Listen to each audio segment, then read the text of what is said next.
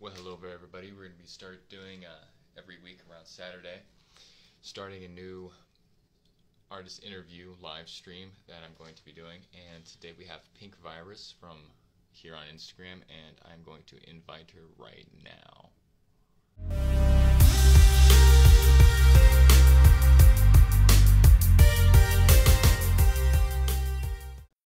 So, first question: who are you, and what kind of art do you do?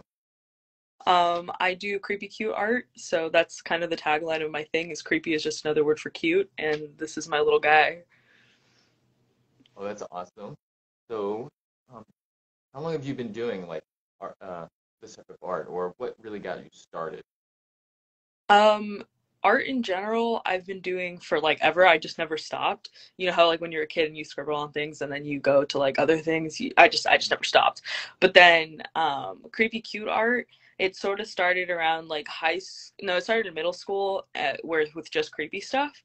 And I kind of kept going with just creepy stuff. And then kind of in like 2018, I kind of like accepted my own femininity in a way, and then I was like, well, what about if we join these two things? Like, they don't have to be mutually exclusive. And then Mm-hmm. this was born. That's awesome too. Like, did you have like kind of like always an interest in like horror type stuff or kind of dark craft, you could say? Did Yeah. you? Sorry,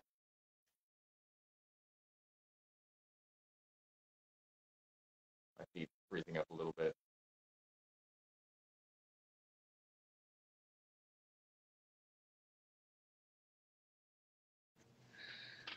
Okay. Sorry, my camera froze for a bit. Say anything? No, I didn't hear what you said. It froze on my end as well. Okay. So if like you always had like an interest in kind of darker like horror stuff, like horror movies or anything like that, or that just kind of like come about as you got like older into your teenage years.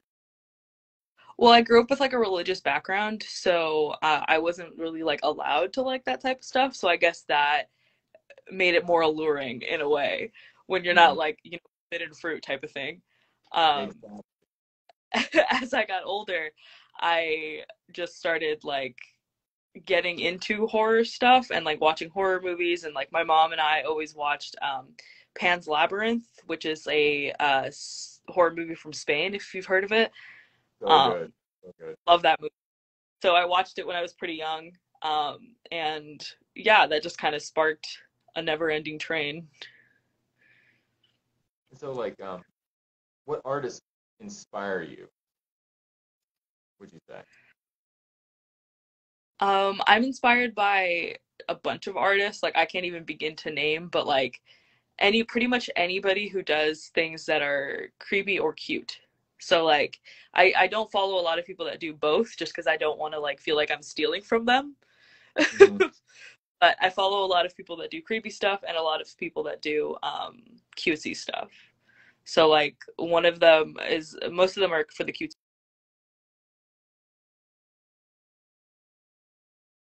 Instagram. She does like frogs and stuff, and that's like her whole thing. Again, froze on my end, so I want to make sure it gets out.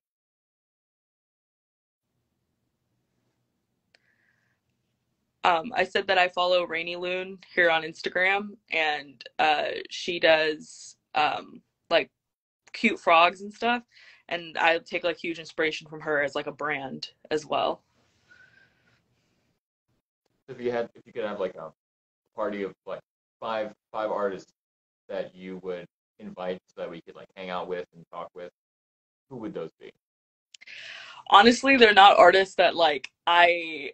It's all surreal artists, because although I don't do like surrealism work, like I love surrealism, so like and cubism, so like it's kind of basic, but I would like to talk to like Picasso just because I find his whole art journey very interesting, from going to like from hyper realism at 16 to his cubism once he passed away. Van Gogh, just because that guy was weird. That guy was weird. And Da Vinci, just because of um, also his whole participation in the church. I'm just really intrigued by people that did that type of stuff because his art was very much not churchy at all. Like he drew nude people, and like that was Mm-hmm. a big time, you know what I mean? So just anybody who's been controversial over the years, I would like to, Okay. yeah. It's so hard for me to pick. It is a really tough choice, especially when there's so many great artists that are out there that, done so many great things. Yeah. Um, where did you learn to create art? So I was actually self-taught for a really long time. I was self-taught from, from being a kid all the way to about 16, 17 years old. I just pretty much drew from like anything that I saw from my imagination from anime. Anime was a huge influence in my stuff. And then I took a life drawing class in high school, and that's kind of where that started my professional um, artistic career, I guess, was that. Okay. Um, as an artist, what supplies would you recommend for at least beginning artists that are wanting to kind of get started, like good budget um, supplies? My favorite budget thing is actually right here. Let me reach for it. It's this thing, the Himi gouache set on Amazon. This is Okay. the best thing ever. I don't know if you've ever worked with gouache, but gouache is like a baby between watercolor and acrylic. And this stuff is amazing. This is Okay. deep, and you get like a pretty deep amount of colors, and it comes with like its own little palette. And Oh, then, that's awesome. but yeah, and it's super good for beginners, I think, because you get all your colors and pretty much everything you need all in one go. So, Okay, that's awesome. You get that from Amazon? mm-hmm. Okay.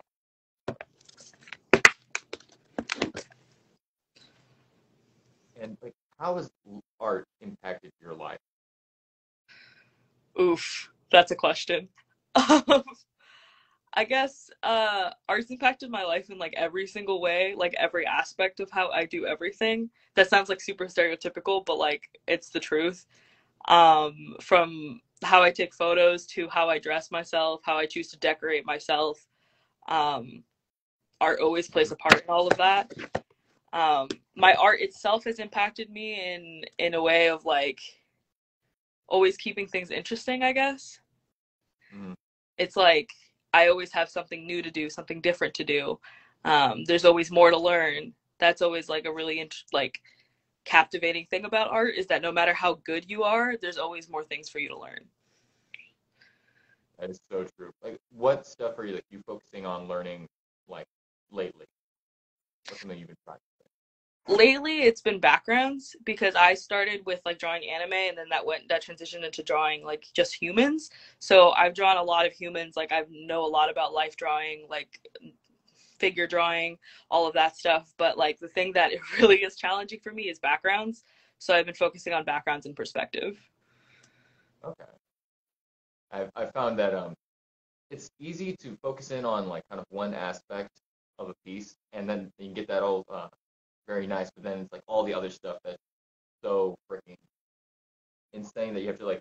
Lately, I've been trying to get better at drawing plants because like anytime I want to do a scene, it's like, oh, I can't just draw the same plant everywhere because like if you look around, everything is completely different. It's composed differently, and like there's like 50 different little plants that you have to like learn the little like how the leaves are shaped, so that way it's not just the same generic thing. The backgrounds are definitely that's something I need to also start doing as well, and it's really hard too because like a lot of people they don't think about it 'cause it's in the backgrounds like they focus in on like the little things that the focal points of the painting. So like they don't notice as much the detail and the amount of work that goes into just getting the setting for the characters in the piece. Yeah, it's hard. It's hard because like a lot of the times with art, it's like at least for me, it's like you start with one thing and then you like focus on that for like such a long time that you almost forget how to do everything else. I don't know if that happens to you, but you're It, like uh, you like get focused in and you're like, yes, I need to know how to do this one thing, and then you're like, wait, how do I do literally everything else I've learned how to do? mm-hmm. Especially when you get specialized into like one style and then you try to break out of it and it's like everything's completely new now. I have to learn from scratch. Yeah. But that's the fun part, I guess, as well. Mm-hmm. So true. And what made you decide to become an artist? Was it kind of like a thing that you've always done, or did you have like the aspiration of like, I want to now actually become a full-time artist. This can be my thing. So for a long time, I used to tell people that it was like a new thing. It was a new thing that I just like discovered. But actually, before I moved here to Spokane, I was in LA and I was going through a lot of my stuff and a lot of my childhood art that my mom had saved. And I found pieces of work where I literally said I wanted to be an artist or an art teacher. So pretty much for as long as I've been alive, I've wanted to do art in some capacity as a job. So it kind of just went away for a little bit and then eventually just came back full force and just kind of motivated you. Well, I don't remember a lot of my childhood, but what I'm assuming happened was that somebody somewhere probably discouraged that dream. And then as I got older, I realized that this can very much be a job that's sustainable. And, it's hard. I'm not going to sit here and say that it's easy, but like it's something you can do and it's manageable. So I guess that re sparked my interest because in high school I took an animation class, and in the animation class we got to talk a lot with people from Nickelodeon because I lived in Burbank and that's right where the studios are. So during some mentorships and stuff like that, a lot of those people, it's like, yeah, this is a career. Like they've made their whole lives doing art. Like it's a different capacity of art, but it is art. So yeah, that re-sparked that. You still do animation? I still do animation, yeah. It's not something that I do as often just because I don't have the time. But I do enjoy doing 2D frame by frame drawing animation. What program do you usually use for this? I have like Toon Boom on my computer, but it's so old and like I, I haven't. when I was in school, I used Toon Boom. I started actually on Photoshop. So I started on Photoshop, and then I moved over to Animate, which used to be Flash, Adobe Flash or something like that. I think it was Flash. Now it's Adobe Animate. So I think that's like the easiest program, but I like the brushes in Photoshop better. So I Uh, would back to Photoshop to do like the scene by scene. like how do you animate it once like you when you do it from Photoshop? How? Yeah, like do you have like a specific program like you export the frames into like another program No, or Photoshop has a frame by frame timeline option. I have really old Photoshop, so like I didn't even know that was a thing anymore. So that's awesome. Yeah, Definitely gonna have to look into that. animation because you can also do like a video frame by frame thing, but then they also allow frame by frame. So yeah. That's really freaking awesome. I'm gonna definitely gonna have to look into that. Um, where do you go to feel inspired? I don't really feel like I go anywhere. Um, I just start watching like stuff. I just start watching horror movies. I rewatch a lot of kid movies. I love animated movies.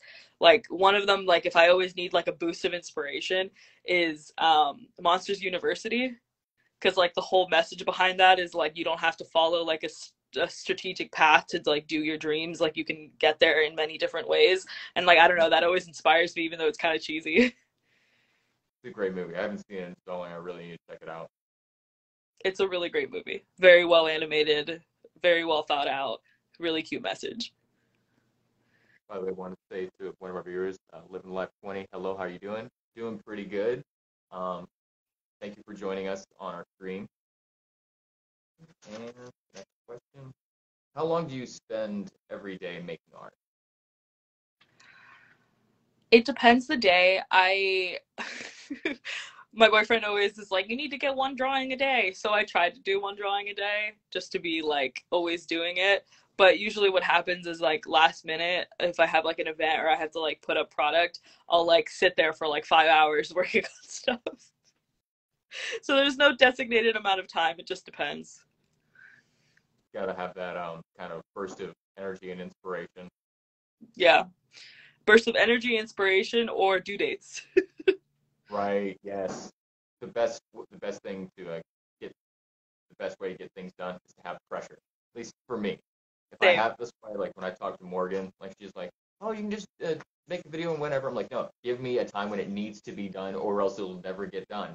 Because I'll just be like, "Yeah, tomorrow I got other things to do," and it's usually nothing that important, you know. But when I have like a due date, like, "Oh, I have to get this done by tomorrow," you know, force myself to focus, and it really does help, I feel. What habits do you recommend for beginning artists?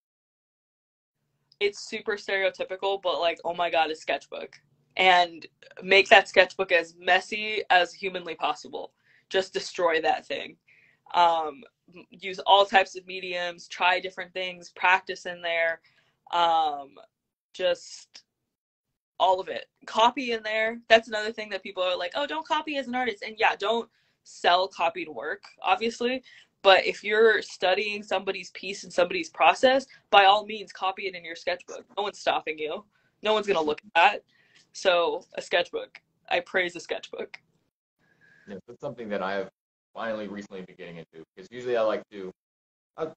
When I was younger, I would practice with like one sketchbook and I'd do a lot of stuff, but then I just kind of fell off and I'm like, oh, I'll just make one whole piece and not have to practice anymore. But then recently, I'm like getting some more books. Like I got a book on anatomy, and I'm like trying to copy everything that I see in there, just so that way I get into practice because it, it's basically how we do art. We see things either in our imagination or through our eyes, and then we copy them. So like being just the habit of copying something every day, just even a little bit of something, definitely hones that skill of being able to transfer what's in here to what's on the paper or whatever medium you use. I agree. And like at any given time, I literally have like 4 sketchbooks. So it's literally like I don't draw stuff like this, but like doing self portraits or, you know, like I don't draw landscapes. I don't do this stuff. That's not what I do, but it's practice. You know what I mean? So, Yeah, you know, just stuff like that. Like you never know when you're gonna need it. I drew some fruits. I don't sell fruit art, Mm-hmm. but practicing those skills, and you never know how like those skills will translate into your pieces, even if it's not something that's directly there, if that makes sense. Yeah, even just sketching like it with your fruit pieces, you're not only doing the fruit, but you're also doing different types of shading, lighting, how it looks on the page. So many other little things that you practice just with something that's completely unrelated to what you normally do. Mm-hmm. That you can do other mediums. And what do you wish more people knew about in the art? Can you repeat the question? What do you wish more people knew about in the art scene, like specific artists or styles, things that you think are coming up that you would like uh, more people to kind of know about? I don't know if it's know about, but I feel like people should be more open to Mhm. things. A lot of the times, because that's repeated throughout history, has just been artists doing weird things, and then people being like, "No, that's weird. Stop." And then they just get ignored until they pass away, and then people are like, "Oh wow, they were like really ahead of their time," and it's like, yeah, if only somebody would have listened. Right. So yeah, it's just paying attention to anybody that's doing anything that's like weird or out of the ordinary or that gets a reaction. And I don't mean shock value art, but just like gets some sort of reaction from people. I think that's what people should be paying attention to. So I don't have anything specific, but just that is a broad. Keep your mind open and keep your eyes peeled. Mm-hmm.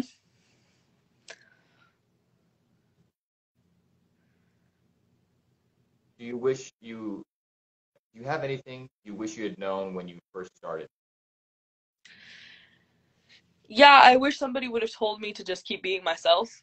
It sounds super stereotypical, but like for a long time I tried to do like really realistic art and just stuff that like sure it's beautiful and like it's somebody else's thing, but it wasn't my thing. So Mm-hmm. I somebody would have just told me that because I spent a lot of years making art that just wasn't satisfying to me because I thought that that's what I had to do. Mm-hmm. And art doesn't have to look one specific way because there's always going to be somebody who's going to appreciate it regardless of what it looks like or what medium or whatever you choose to do. That's so true. I found a lot of times it's not about what you create, but who you show it to. Because like, and there's an audience for anything that you make. If you can just find the people that appreciate your art. Sometimes they're not going to be immediately around you. Sometimes your family or friends can be kind of not the people you should show your art to, because they might just be discouraging or be like, ah, that's okay. That's like find your tribe, as I've been told a lot throughout my life. Find your tribe, and they'll support you through whatever you go, Yeah. whatever kind of art you make.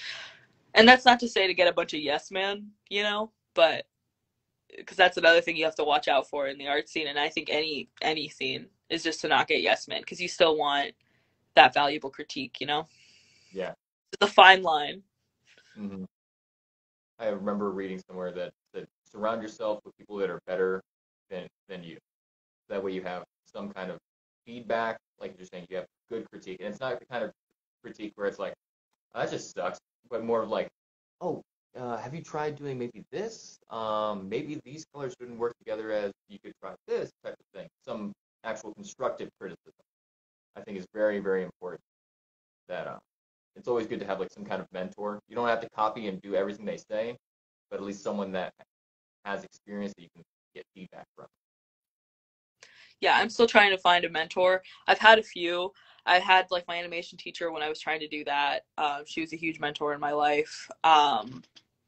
And then right now, I guess I'm just in the search for one. I don't know if you're in the same boat, but I'm just like somebody, somewhere out there, help. I found that like I can get kind of I don't have like one specific mentor, but I like talk to just different people that I respect, and then I just ask them some questions, and then sometimes it's like I'll only get like one answer. Like after like asking a few questions, they'll kind of give me some kind of vague answer, but even that still brings me in a direction that I didn't have like any direction before. Just kind of like something at least to grab onto, rather than just kind of going blindly into whatever alley of art or marketing or pretty much everything that's so hard to do nowadays because there's such a glut of information that you can get from YouTube that you don't know what to pick. Yeah. So like to have someone that can like be like try this and then you just go for it. Where can people follow you online? Pretty much everywhere that there's an online thing. Instagram, Facebook, YouTube, um, Twitter, Pinterest. I got them all. But Do you have all the same name or do you have different names for like your YouTube it's channel? either Pink Virus or Pink's Artsy Corner. Pink's Artsy Corner is more like me as a person and my art, like creative journey, and Pink Virus is more like my brand with Oh, like, all the creepy stuff. do you have like an online store or anything people can go like buy your stuff or check it out? Yeah, in my bio on Instagram, you'll get a link to my Etsy or my Shopify. And Etsy is the same thing as my other usernames, Pink Virus. Perfect. With Is there anything that you want to say before we finish? no, I don't think so. Okay. Well, it was awesome having you. Um, hopefully we'll have some more interviews coming up. I'm sorry that the whole mix up from today about where we're supposed to meet and everything, but we will be doing a more of a formal interview. It's going to be some different questions, whole different settings at Mad for Mad um, channel soon. But that's not going to be what we're going to do today. But thank you so much for doing this, and I can't wait to do the next interview. Yeah, thank you for having me. No problem. I will see you next time. All right, bye bye.